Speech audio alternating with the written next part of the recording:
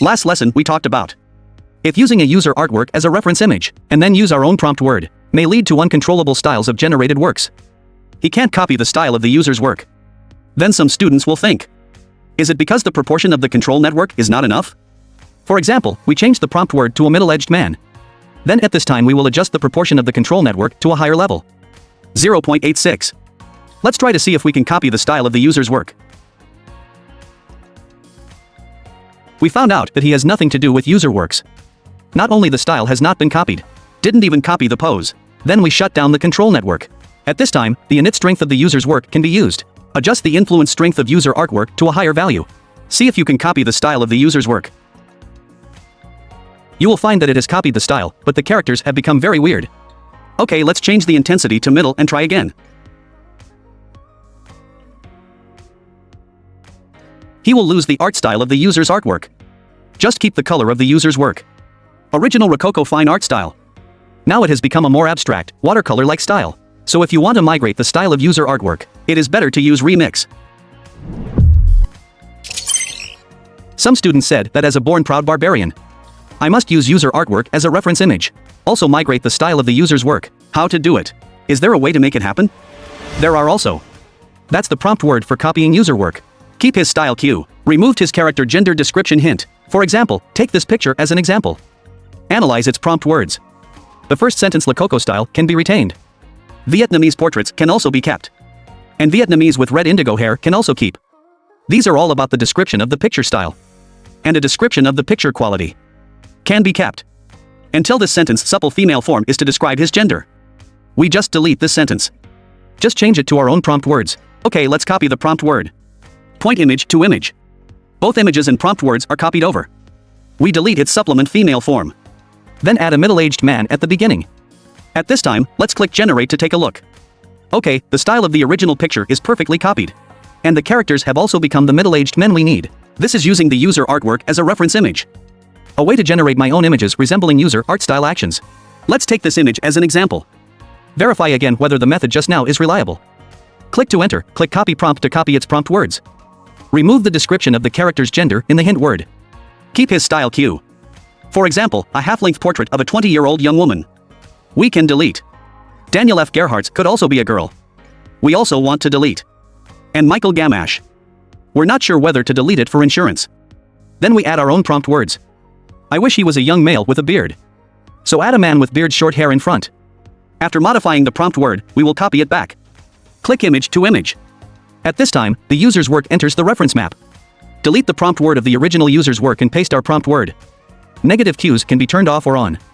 In order to ensure a success, or open negative prompts. Point generate. The effect is okay. It's just that he turned his original hair into a big fur collar. Notice when we use prompt words for user works. When modifying to our own keywords, the init strength of the user's work as a reference image. Value should not be too high. When the value is too high. For example, we keep its default value of around 0.3. Generate it again. You'll find him copying the long hair and the miniskirt. As a result, a handsome boy turned into a boss in women's clothes in seconds. So when we use the prompt words for user works, it is necessary to reduce the reference strength of the user map. Set its intensity to 0.04 and spawn again. At this time, the generated one is very in line with our requirements. After generating, when we move the mouse over the generated work, below the image some icons will appear. Download from left to right. This is not zooming in but zooming out. When we click on it, it will show more of the surrounding environment of the subject. Make the subject farther away from the camera. The hexagonal mesh above the third column is softened and enlarged. The following is to remove the background. Can directly pull the subject out of the background. You don't need to go to PS to operate. The top of column 4 is Creative Zoom, only available to paid users. Some creative elements will be added when zooming in on the generated graph, but it will change the details of the original image. Below is the High Fidelity Zoom. This is the highest pixel best of all magnifications. Below the Hi-Fi magnification is the Sharpen magnification. It can make details more prominent. It can be roughly understood that sharpening magnification is the opposite of softening magnification. Soften the effect of feathering the details. Sharpening makes the edges of details stand out more.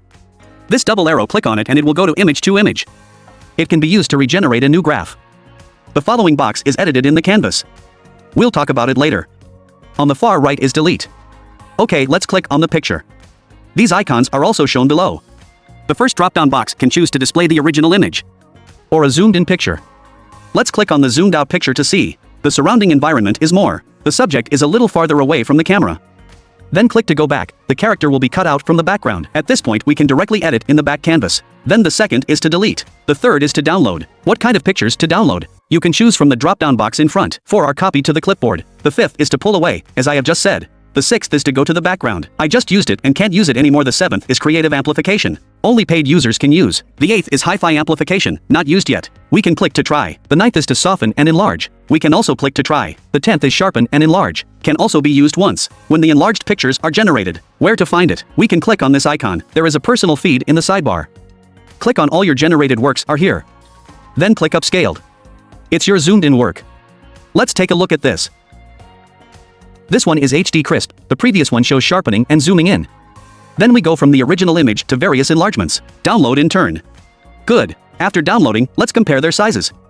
We see the original image is 640 by 1280. When the picture is zoomed out, its pixels are slightly larger. Softening and sharpening enlarge its pixels the same. Then the highest pixel is high fidelity zoom. Of course it zooms in on the zoomed out image. Let's take a look at the effect in turn. This is the original picture. This is hi-fi zoom out.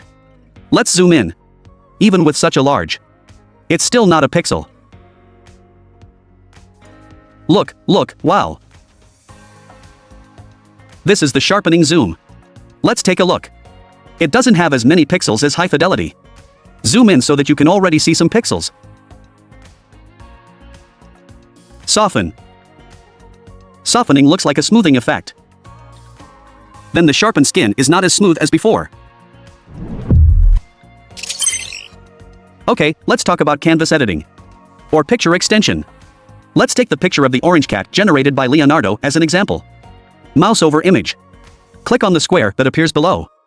Enter Leonardo's canvas. Hold down Ctrl and mouse wheel to zoom the canvas. Press and hold space to pan the canvas. Or click this little hand to pan the canvas. If you want to move the picture, just click the box below. You can click on the picture to move it. You can also click on the expansion box to move it. Let's say we're going to patch up this cat's ears. Let's just put the expansion box on top of this. Then type a cat ear. Click Generate to see. Well, he filled in the cat's ears and the background. By default, 4 cards are generated at a time.